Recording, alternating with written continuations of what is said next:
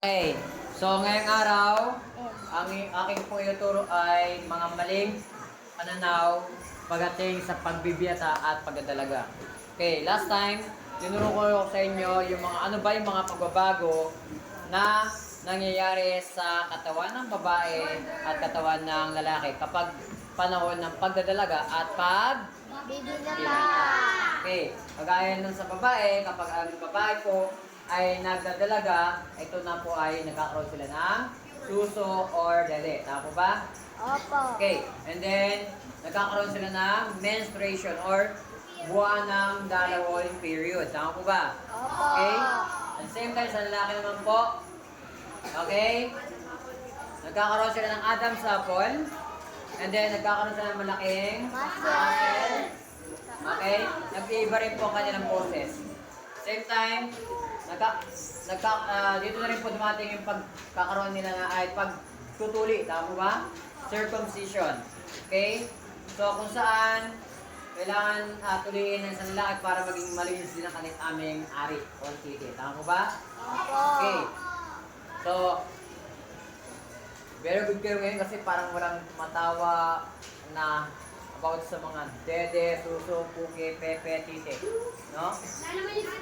Okay, very good yan. Kasi yan po talaga ang tamang term regarding sa pag-aaral nating mga Pilipino.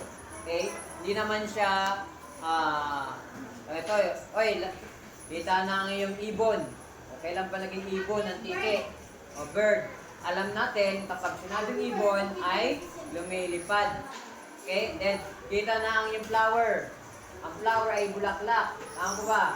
Kita na ang iyong mani. Ang mani ay peanut. Tama po ba? Tamang term yan ay pepe or okay. Okay? Naintindihan po ba? Okay, now.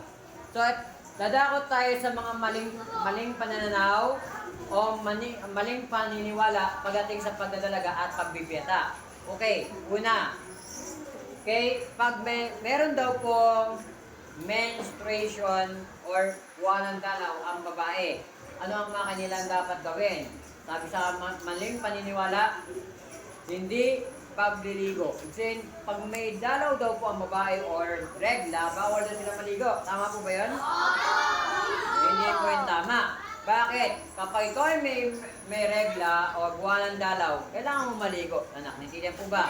Kasi para ikaw ay maging malinis sa iyong pangangatawan. Kasi pag ikaw ay hindi nagiging malinis sa iyong katawan, possible kang maging malansa, mabaho, hahabulin ka ng mga langaw, at possible kang layuan ng iyong kausap o kaibigan. Tama po ba? Opo. Ganun po. So, pag may regla ka, kailangan mong magpalit ng napkin or tinatawag nating pasador o pambara.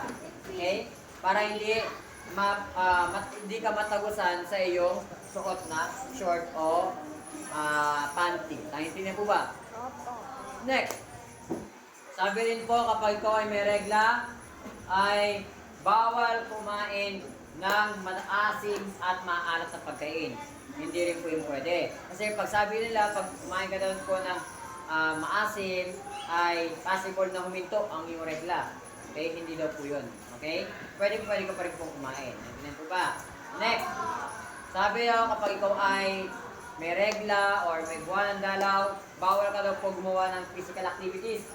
Okay? Kung saan physical activities, yung pagbabalaro ng basketball, pagbabalibol, or ano pang mga soccer, badminton, pwede mo pa rin yung gawin kahit meron kang regla. Okay?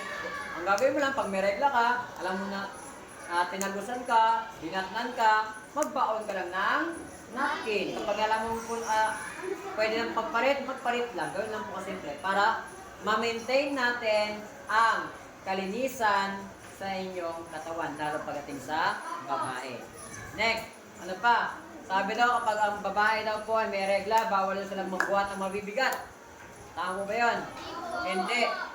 Na, pwede pa rin kayong magbuhat kahit santimang tubig. Okay? Hindi po ba?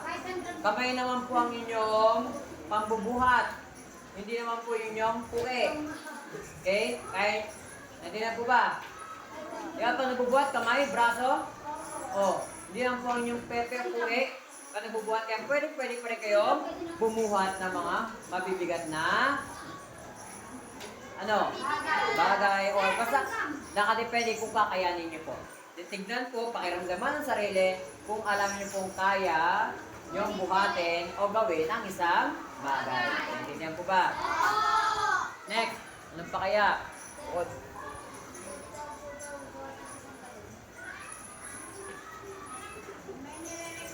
Okay, next. Sabi daw po, kapag unang regla daw po, halimbawa, unang regla, nagulat ka pa, Mami, Daddy, may lumabas po sa aking dugo. Sabi ni mami mo, ay, yan ay senyales o sign na ikaw ay dalaga na anak. Yan. So, kailangan, ang regla daw po ay, sa maling pananaw o maling gawain, pag unang regla daw po, kailangan ipunas sa mukha. Di ba? Diyan sabi sa unang panahon, na kapag ang unang regla daw po, kung unang regla ng babae, kailangan ilagay daw sa mukha. Kasi para daw hindi po magkaroon ng tigyawat. Okay? Hindi po totoo. Kasi, yung mga nilalabas natin sa katawan, dumi na yan, anak. Yung menstruation na yan, yung regla na yan, marumi yan, anak. Alam mo palang marumi na ilalagay mo pa sa mukha mo. Okay? Lalo kang hindi magiging malinis kapag nilagay mo sa mukha mo yan. Okay? Ibig sabihin, kapag ikaw, ano gagawin mo? Kapag ikaw ay niregla, mga bata, mga anak, no? Kapag ikaw ay niregla, okay, siyempre kailangan maghugas, hugasan ang iyong pepe o puke or private part. Okay. No? Para maging malinis. Mamaya ka na muna. No? Antayin mo kasi sa part pa lang tayo ng babae. Mamaya, pag-aaralan natin yan. Okay? Kalma-kalma ka lang muna. No? Next. Kailangan maging malinis para maging maayos ang iyong pakiramdam din. Siyempre, at the same time, kapag maayos ka, hindi ka maiilang, hindi ka mahihiya sa mga kausap mo. Tama po ba? Tama po ba? Okay. Next. Huwag niyo pong gagawin yun, anak, na kapag bagong regla po kayo or kalalabasan nyo lang po ng regla ay igagawin nyo agad sa mukha nyo. No, huwag. Ang gawin nyo, hugasan nyo po yung inyong private part o pepe, pukin yan. Okay, then yun. Magpalit ng underwear. Okay? That's it. Ganun lang po kasimple. Hindi na nyo kailangan ilagay sa mukha nyo yung regla na yun. Naintindihan po ba?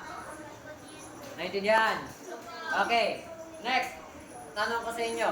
Sino po dito yung nire-regla na nasa kamay? Huwag pong mahihiya. Okay? Okay. Okay? So, kayo mga babae, makinig mabuti. Para po sa inyo to, no? Okay? And then para din sa mga hindi pa niregla, maging aware na rin tayo, no? Kapag kayong mga babae ay niregla na po, makinig po. Okay? Pag kayong mga babae niregla na po, dapat po kayo ay doble ingat. Kasi kapag kayo ay niregla na po, posible na kayong mabuntis o magkaanak na. Okay? Sabihin, kapag kayong mga babae, iwas-iwas po kayo sa mga lalaki. Okay? Kung kayo ay pauwi na sa bahay, kapag kayong dito school, uwi na, direct sa bahay lang. Wag na po kayo nasama sa mga lalaki na hindi nyo kasama. Okay, hindi nyo kailangan, diba? Okay, bigyan ng 20, 50, 1,500 para lang sumama ka sa lalaki niyon. Okay?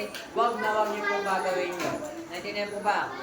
Kahit sa mga babae na hindi pa nireregla, tsaka sa mga nireregla na. At mas delikado doon sa mga nireregla na. Kasi possible na silang mabuntis. Naintindihan po ba? Ganun lang po gagawin natin. Okay? Dapat maging aware kayo. Kasi kapag hindi kayo aware, kapag hindi kayo aware o wala kayong kaalaman sa ganitong bagay, marami po kasi na mga bata na maagang nanganganak or nabubuntis. Okay? Parang 12 years old pa lang, 13, 12, 13, 14, 15, 16, ay sila, mga batang na. Okay, sabihin, sila siguro yung mga hindi nag-guide or hindi sila nakapag-aral, hindi sila nakapunta sa school at hindi sila na-inform, nabigyan ng kaalaman na about sa ganitong bagay. Kapag pala regla na ako, posible na pala akong magbuntis.